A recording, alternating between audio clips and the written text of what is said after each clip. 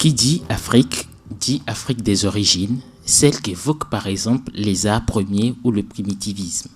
L'Afrique a sûrement un passé, mais pour autant aurait-elle une histoire, son histoire à elle.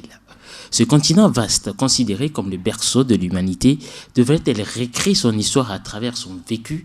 Le sujet prend de plus en plus de l'ampleur et nous intéresse aussi dans l'émission L'heure du droit sur le www.radio.jena.tg. Dans nos studios pour ce numéro, le docteur Baye Kofi, chef du département d'histoire de l'université de Lomé. Docteur, bonjour. Bonjour. Merci d'avoir accepté notre invitation. Merci. Je suis Elie Atipo pour la présentation L'heure du droit. Nous partons comme ceci.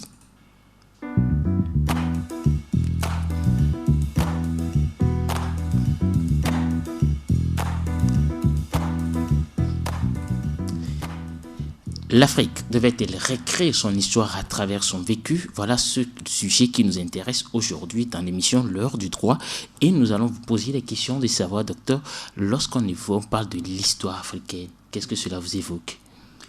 Oui, quand nous parlons généralement de l'histoire africaine, cela nous ramène à ce que, ou bien à des influences extérieures que ce continent a subies. Aujourd'hui, quand on veut parler de l'histoire de l'Afrique, forcément c'est par rapport à ce que le colon ou bien les colonisateurs ont laissé comme héritage historique. C'est à cela que nous faisons allusion.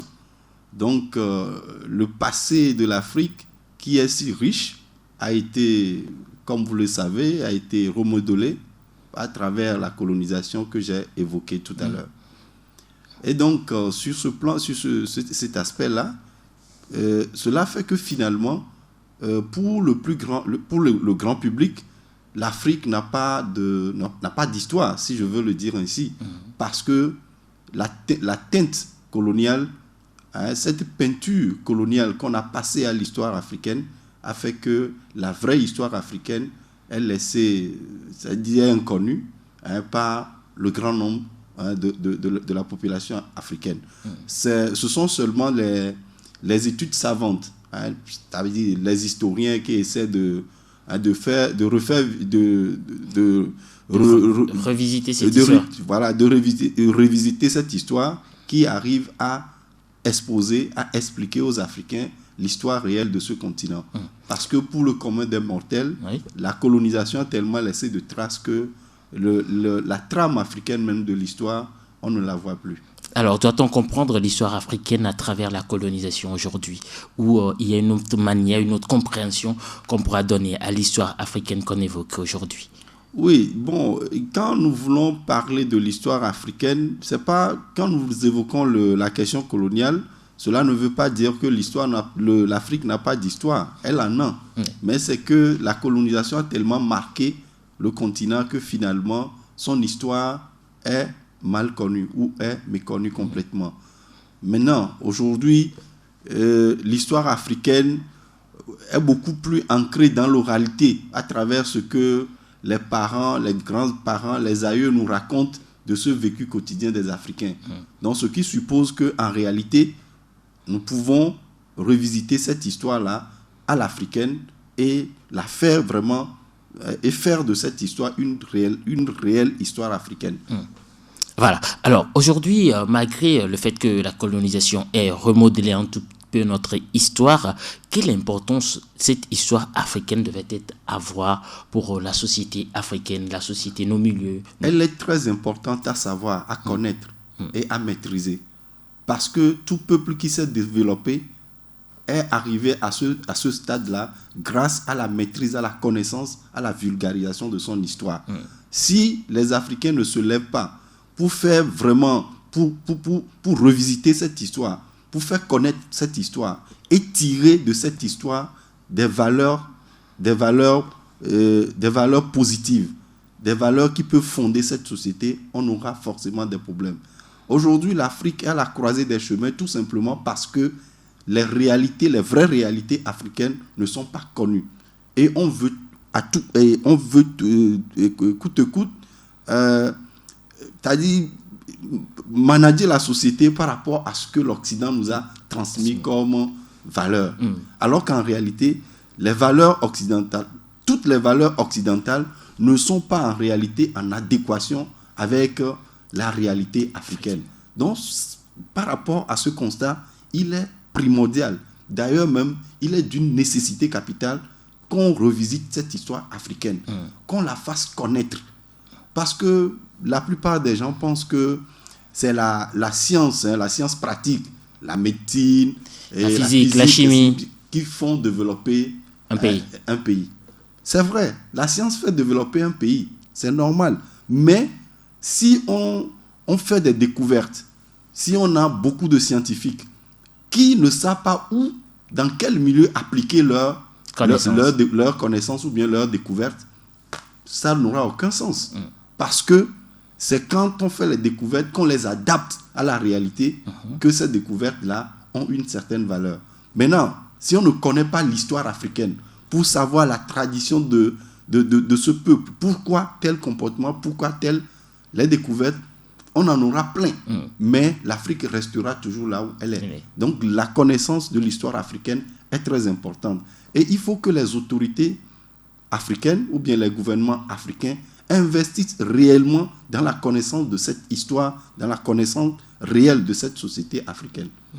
Voilà, quand aujourd'hui vous êtes en train de parler de cette histoire remodélée par les Africains, une histoire que les Africains eux-mêmes n'arrivent pas à connaître, je suis tenté de vous poser la question, quelle est la perception de ces Occidentaux, des autres continents, par rapport à l'histoire africaine? Oui, la perception, bon, les Occidentaux sont venus coloniser et c'est eux qui ont laissé les premiers écrits de l'histoire africaine.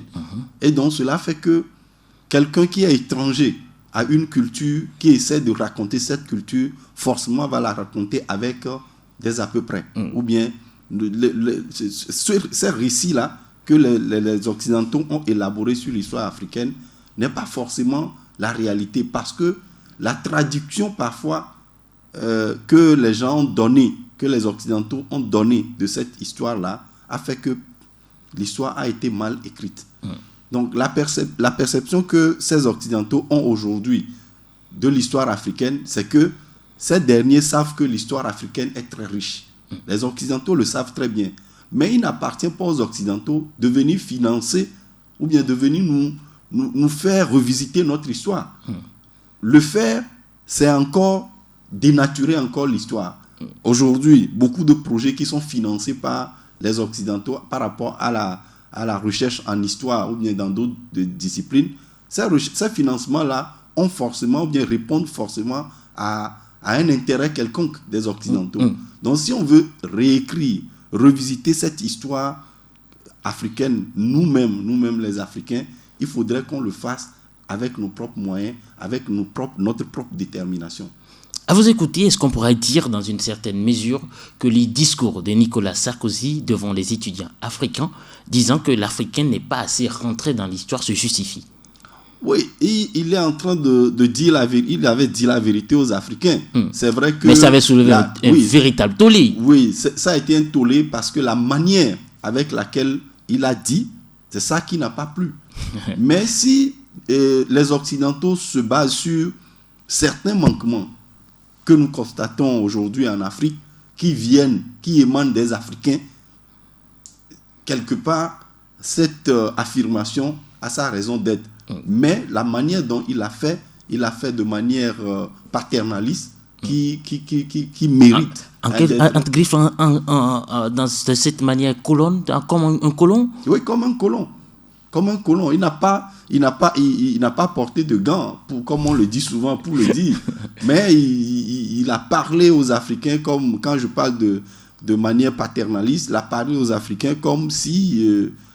un grand blanc qui vient devant les Africains pour leur dire, voilà, c'est parce que vous n'êtes pas civilisés, vous avez fait ci, c'est la manière qui a fâché. Sinon, il y a des réalités africaines que les Africains doivent eux-mêmes corriger. Voilà les manières africaines que nous-mêmes devons corriger. Est-ce qu'à un moment donné, cette mauvaise histoire que nous connaissons de l'Afrique n'est-elle pas due à un déni de l'histoire africaine par l'Africain lui-même? Non, moi je vais pas dire un déni, parce que au fait tout a commencé par ce que j'ai dit tout à l'heure. Les premiers écrits sur l'histoire africaine, ce sont les administrateurs coloniaux qui l'ont élaboré. Mais il faut aussi souligner que de plus en plus, on assiste à une africanisation réelle de l'histoire africaine. Si vous pouvez accepter cette répétition. C'est-à-dire que les Africains ont commencé à investir dans la connaissance réelle du passé africain. Quand vous prenez le département d'histoire chez nous au Togo ici, depuis 1997, on a commencé à publier des livres sur l'histoire des Togolais, des tomes sur l'histoire des Togolais. Cela ne veut pas dire que l'histoire des Togolais n'existait pas. Il y a Cornevin qui avait déjà fait un travail. Mais dans le travail de Cornevin, il y a beaucoup d'éléments négatifs. Beaucoup de choses qui ne sont pas réelles. Parce que lorsque Cornevin faisait son travail, il y a des réalités qu'il n'a pas pu interpréter réellement. Donc, la réécriture de cette histoire nous est revenue. Et nous, au département, on essaie de réécrire cette histoire à partir de nombreux travaux que nous menons au Togo. C'est la même chose dans tous les pays africains. Les historiens essaient de retravailler, de revisiter ces premiers écrits-là. Maintenant, je ne veux pas dire que c'est un déni lorsque les colons ont laissé cette histoire-là. C'est tout simplement parce qu'ils ne maîtrisaient pas les réalités africaines. Mais ils se sont aventurés sur un terrain qu'ils ne connaissaient pas. Ça, c'est un. Secondo, on peut aussi accuser certains Occidentaux qui ont essayé de faire de l'histoire africaine à leur image. C'est-à-dire, ils ont fait des travaux qui justifient un certain intérêt pour eux. Et le faisant, ils ont dénaturé cette histoire africaine. Il y a des recherches commandées, c'est-à-dire des colons ou bien des blancs qui financent certaines recherches pour uniquement tirer un profit dedans. Moi, je me rappelle, il y a quelques années, il y avait un projet de réécriture de l'histoire africaine. Et dans cette réécriture de l'histoire africaine, on a voulu nous faire comprendre que la conférence de Berlin n'a pas été le point de départ du partage du gâteau africain comme on nous a enseigné. On a voulu faire une histoire pour dire que les frontières actuelles, ce sont les Africains eux-mêmes qui les ont voulues.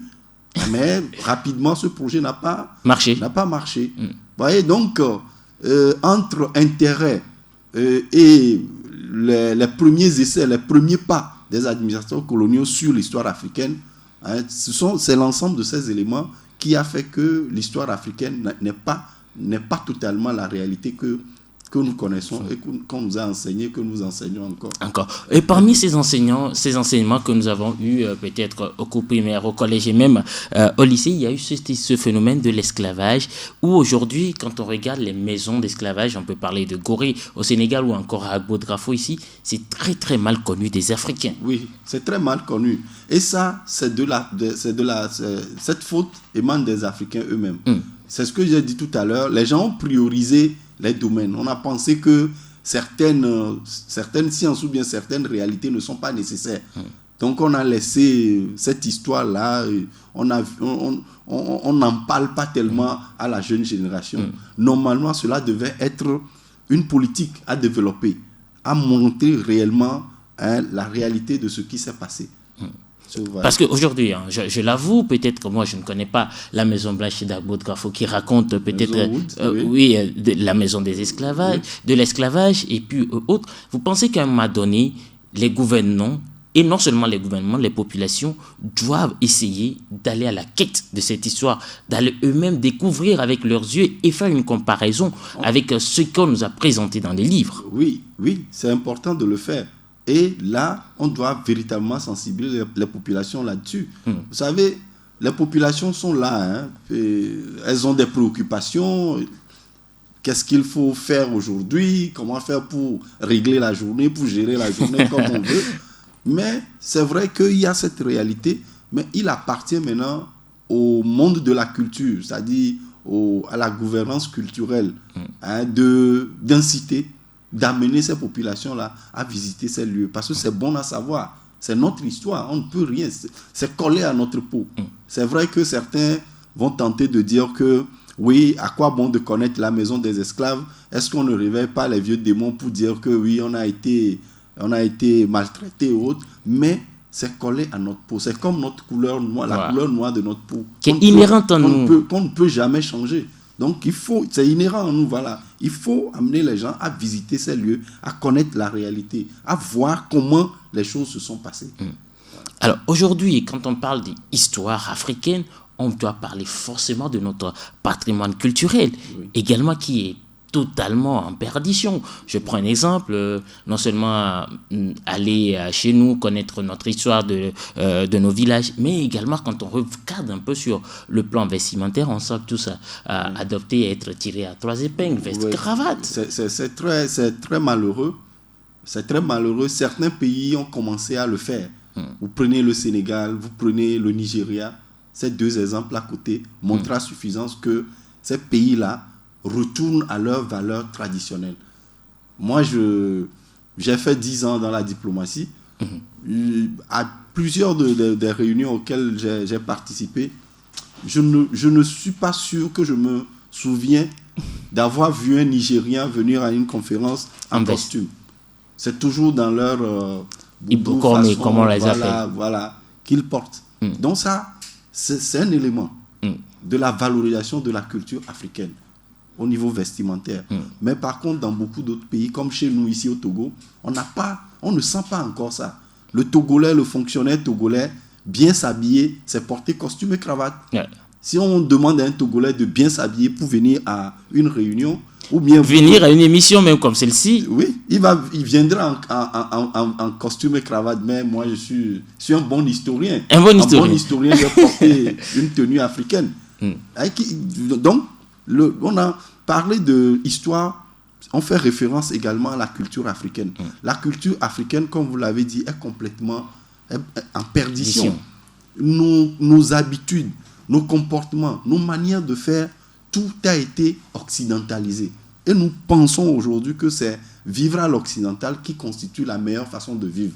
Alors qu'en réalité, si on revisite vraiment notre histoire et qu'on dépoussière cette histoire, il y a forcément des habitudes culturelles, des habitudes cultuelles d'ailleurs même, qu'on peut réadapter à la société actuelle. Est-ce que vous voyez? Mais je reviens toujours au côté vestimentaire. Oui. Quand vous portez une tenue, les Ibo comme on a l'habitude de le faire, regardez comment les couturiers le font très très très beau. À côté de quelqu'un qui a porté costume et cravate et quelqu'un qui a porté la tenue africaine. Il est d'ailleurs à l'aise parce qu'il fait chaud en Afrique. Ah oui.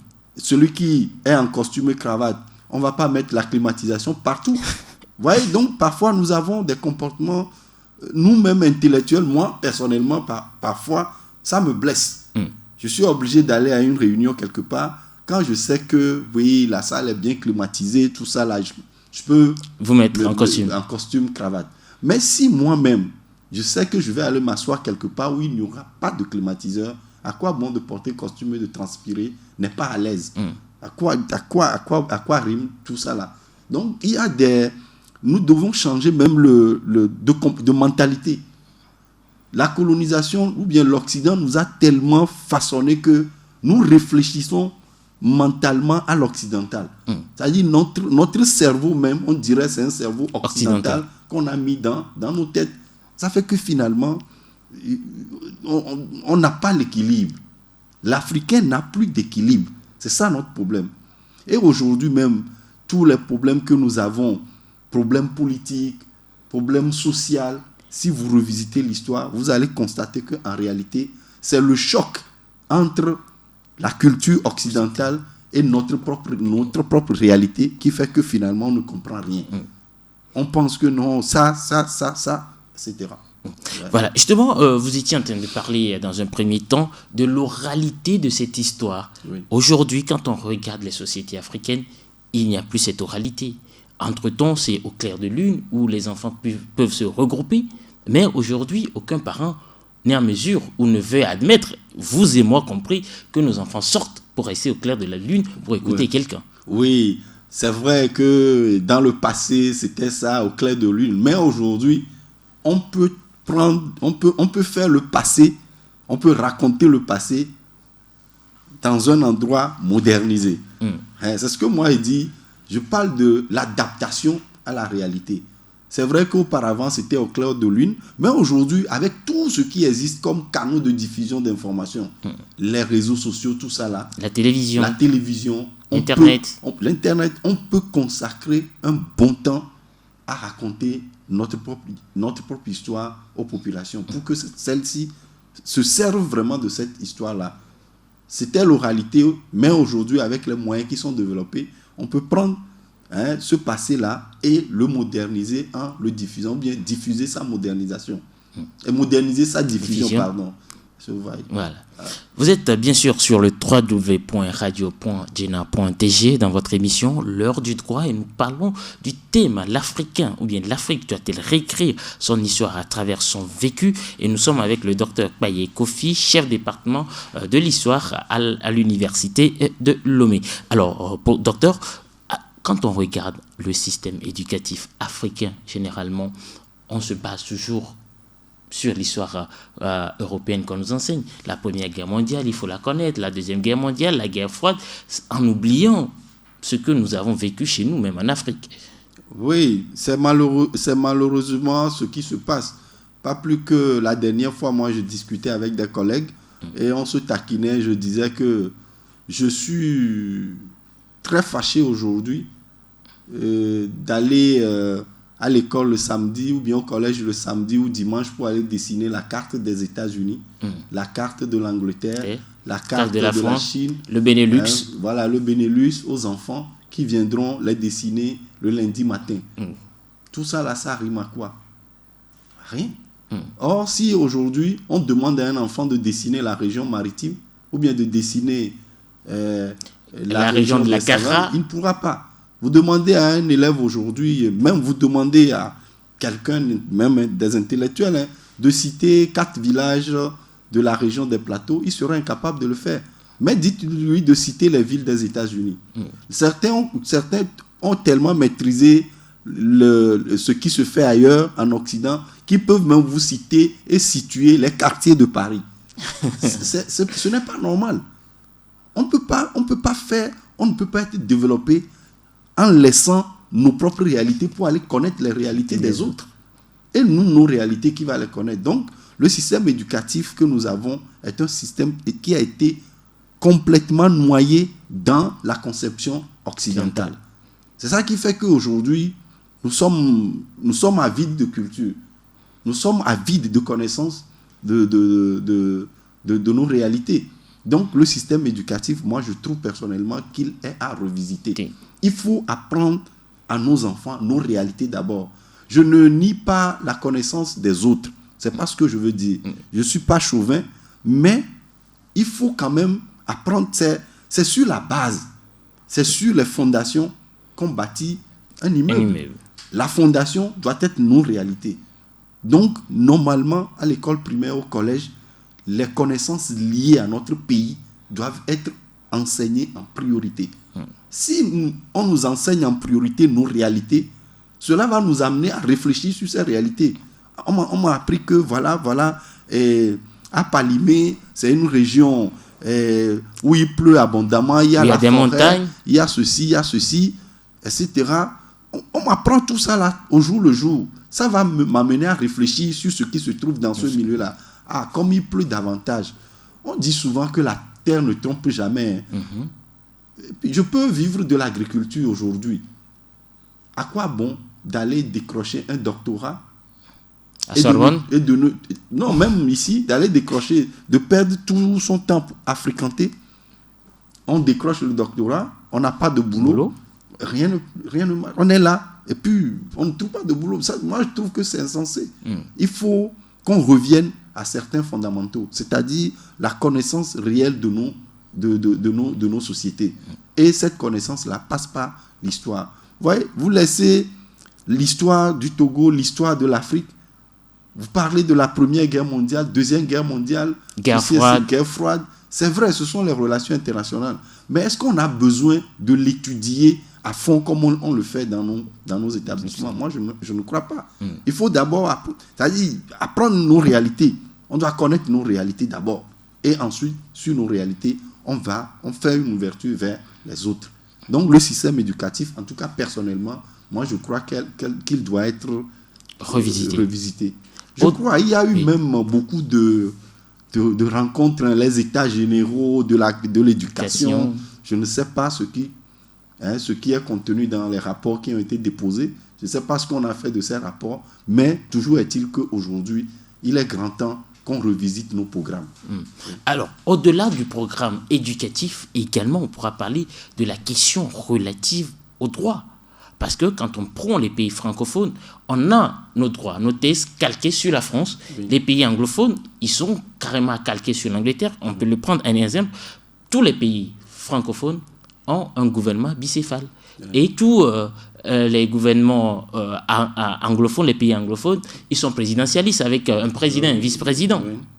Aujourd'hui, est-ce que même les tests de droit, on n'est pas en mesure de les élaborer du côté africain? Oui, c'est une nécessité. C'est une nécessité parce que au lendemain des indépendances, le mimétisme a fait que les Africains ont copié les systèmes politiques occidentaux. Donc aujourd'hui, avec l'évolution de nos sociétés africaines, il est grand temps que les tests là, ou bien le fonctionnement de nos sociétés soit ou bien rime avec nos réalités.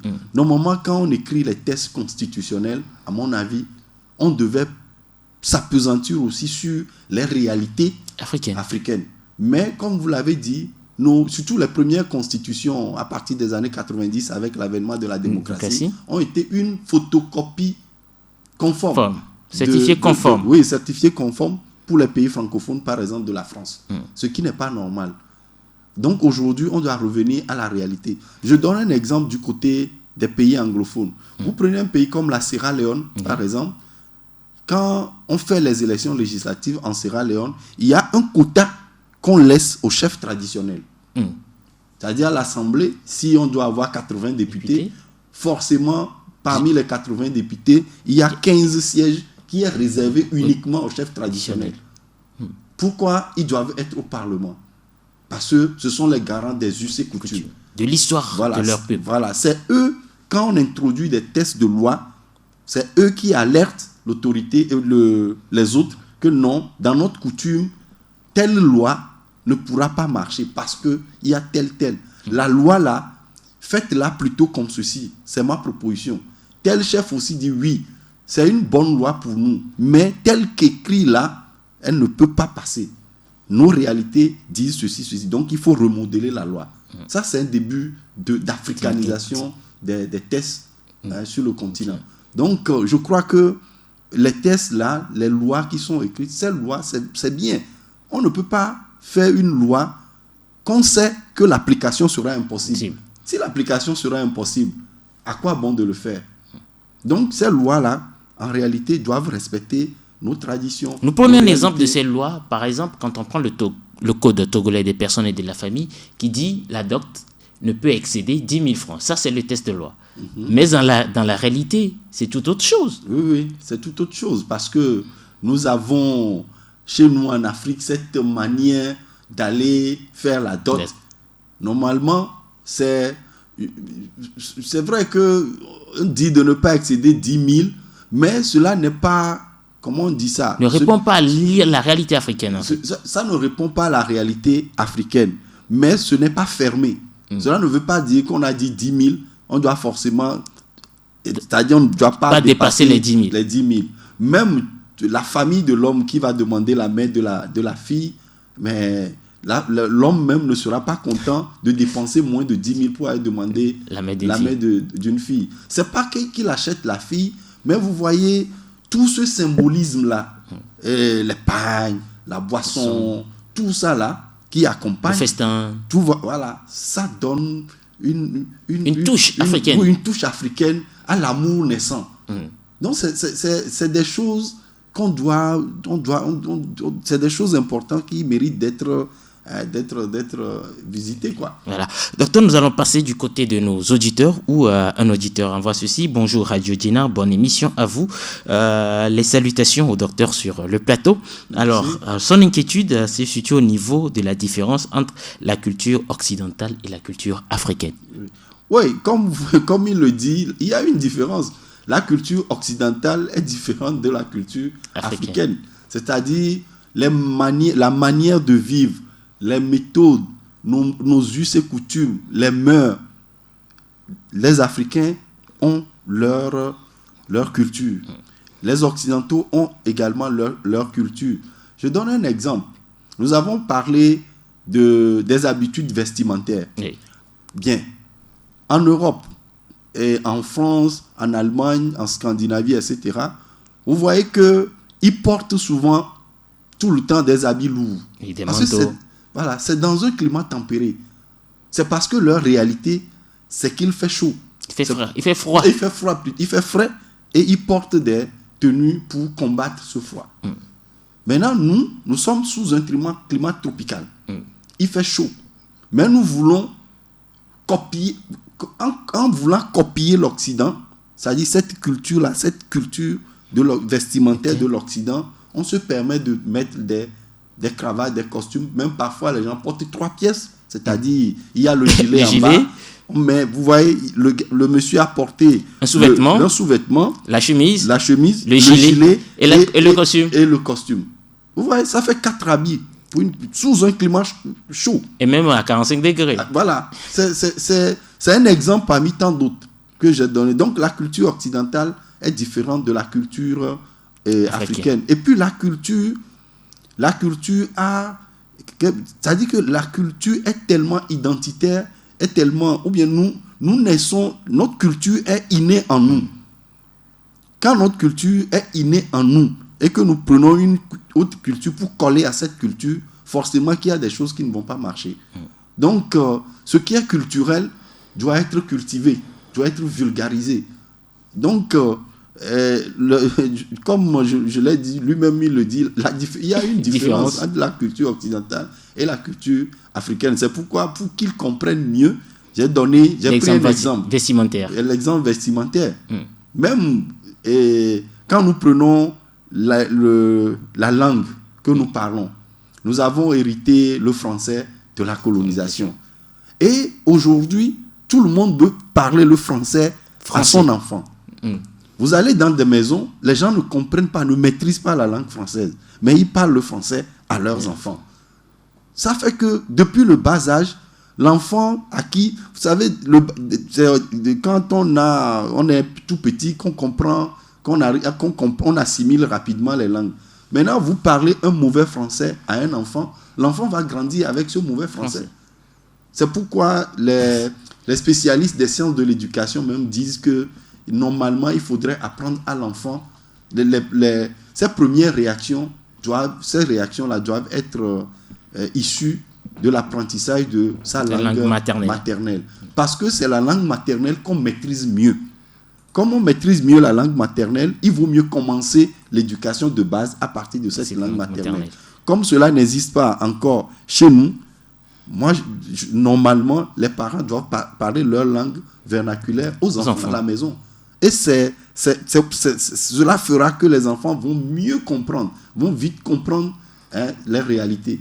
Mais quand vous voulez parler coûte que coûte le français à l'enfant, mais l'enfant, il y a des réalités qui n'existent pas, c'est-à-dire qui diffèrent, que la langue française ne peut pas traduire. Mot à mot. Et c'est ça qui amène à des, comment on appelle ça, à des combinaisons qui ne marchent pas toujours. Parfois, on invente des mots. On invente. Voilà. Sa deuxième question de l'auditeur, c'est que l'histoire occidentale a évolué avec le temps. Mais les Africains, nous sommes restés toujours dans la victimisation en disant toujours oui, voilà, si on ne maîtrise pas notre histoire, ça provient de X, ça provient de Y. On ne fait pas véritablement, on ne se remet pas véritablement en cause les Africains. Oui, moi je l'ai toujours dit, il est grand temps que les Africains commencent à se mettre en cause. Alors, aujourd'hui, quand on demande aux gens d'expliquer le sous-développement, le retard de développement en Afrique, les gens vont forcément évoquer la traite négrière, la colonisation, le néocolonialisme, etc. etc. C'est vrai tout ça là. Moi, je suis un historien, je ne nie pas ces réalités. La traite négrière a bel et bien existé. Ça a eu un impact sur les Africains. La colonisation également. Mais on est indépendant, ça fait plus de 60 ans. Est-ce que la traite négrière existe encore? est-ce que la colonisation existe encore? Les gens vont me dire oui. D'une manière ou d'une autre. Il y a d'une manière ou d'une autre le néocolonialisme, mais réveillons-nous. Nous sommes aussi grandement la cause de nos malheurs. Nous sommes la cause de notre état de sous-développement. Si on ne se remet pas en cause pour nous accuser, pour nous relever et relever le défi, on va toujours être sous-développé. Si vous allez chercher le mal africain dans la figure de l'occidental, ça ne marchera pas. Nous sommes dans un monde de combat. Les Occidentaux, là où ils sont, s'ils en ont les moyens pour revenir recoloniser, ils vont le faire. Mais pas comme ils l'ont fait. Ils vont faire ça autrement et ils le font d'ailleurs autrement. Il nous appartient d'être vigilants. D'être vigilants. C'est-à-dire, on n'a pas besoin de crier sur l'Occident, de tirer sur l'Occident pour se développer. On décide de faire ceci avec nos moyens et on le fait. C'est comme ça, moi, je conçois le développement. Et certains pays le font. Le Rwanda, qui est cité en exemple tout le temps, c'est une réalité. Le Rwanda a décidé d'aller au développement à partir de ses moyens. Et aujourd'hui, voilà là où le Rwanda... Le génocide fait partie intégrante aujourd'hui de la société rwandaise. Oui, oui. Il y a un grand mémorial à Kigali c'est la place du souvenir. Qui vous rappelle cela. Voilà, on a eu le génocide, ça a été terrible. Donc, c'est une leçon de l'histoire. Donc, vous voyez ce qui s'est passé. Faites en sorte que cela n'arrive plus. Ne se reproduise plus. C'est ça la réalité en histoire. En réalité, c'est ça. Quand on regarde dans le rétroviseur, on sent que quelqu'un vient derrière. Si on n'est pas vigilant, ça peut causer un accident. Donc, quand on va dans le passé, il y a des actions, des choses qui se sont déroulées qui ne sont pas bonnes. Mais ce sont des vérités à connaître. Et quand on sait que ça s'est passé une fois chez nous, faisons tout pour éviter ça, que cela ne se répète plus. Voilà. Revenons maintenant à l'histoire togolaise. Nous avons parlé des Africains en général et le Togo y était compris. Aujourd'hui, l'histoire togolaise, nous en sommes où? Oui, nous au département d'histoire, on travaille sur l'histoire du Togo. Nous avons plusieurs recherches qui se font à travers des thèses, à travers des mémoires, à travers des articles scientifiques des collègues enseignants-chercheurs. Et on a écrit déjà l'histoire des Togolais en 1997. Il y a 3 volumes de l'histoire des Togolais qu'on a sorti en 2005. Et aujourd'hui, il y a un projet de l'écriture de l'histoire de 1990 à nos jours, ou bien de 1990 à 2005 par exemple. Parce qu'on en a des origines jusqu'en 1960. Oui, indépendance. Ensuite, oui, jusqu'en 1960. Et maintenant, de 1960 jusqu'à nos jours, il y a des livres, des productions individuelles, des thèses, etc., consacrées à cette période-là. Mais maintenant, nous voulons écrire à l'image de l'histoire des Togolais, de ce qu'on a sorti en 1997, de ce qu'on a écrit en 2005. On a envie de faire la même chose pour la période de 2005 à nos jours. La période de 1960 à nos jours. Aujourd'hui, quand on regarde aussi l'histoire togolaise, vous l'avez dit, à un moment donné, on se perd.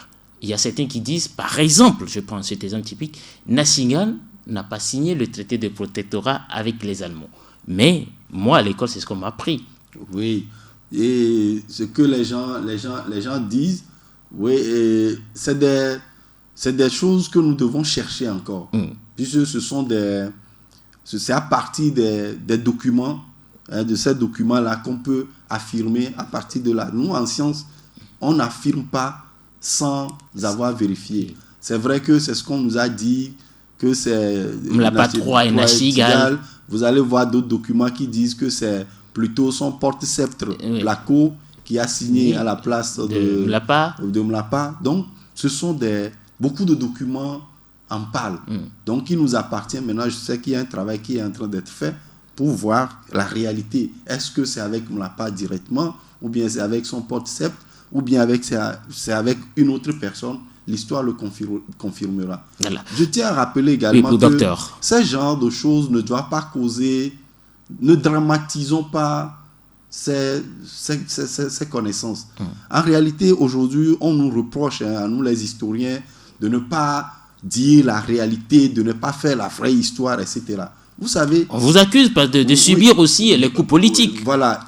L'histoire n'est pas statique. L'histoire, la connaissance de l'histoire est dynamique. C'est-à-dire que la vérité d'aujourd'hui peut devenir une fausseté demain. Parce que lorsqu'on écrivait cette histoire, c'est ce qu'on avait trouvé. Maintenant que les choses ont évolué, on ne va pas accuser l'historien qu'il avait menti. C'est ce qu'il avait fait. S'il n'avait pas fait ce travail, aujourd'hui, on ne s'interrogerait pas sur... Qui a signé, qui n'a pas signé. Donc, c'est ça le problème. Donc, l'histoire, elle évolue, elle change. Les vérités d'hier deviennent des faussetés aujourd'hui et demain, et on découvre d'autres vérités. Alors, professeur, quand on regarde, on a parlé de l'Africain du Togolais, il y a un désintérêt qui est clair, un malaise par rapport à l'histoire africaine. Comment est-ce qu'on l'explique aujourd'hui pour les Africains Togolais, Africains? Je n'ai pas bien saisi. Quand on regarde le désintérêt, c'est que la plupart aujourd'hui, on se désintéresse totalement de l'histoire africaine pour nous intéresser ailleurs. D'ailleurs, c'est ce qu'on nous apprend dans nos cursus scolaires. Ce désintérêt, comment on l'explique? Non, ce désintérêt, d'abord, c'est le... Vous savez, quand vous dites que c'est ce qu'on nous a appris, etc., on n'enseigne pas ce qu'on veut dans les établissements.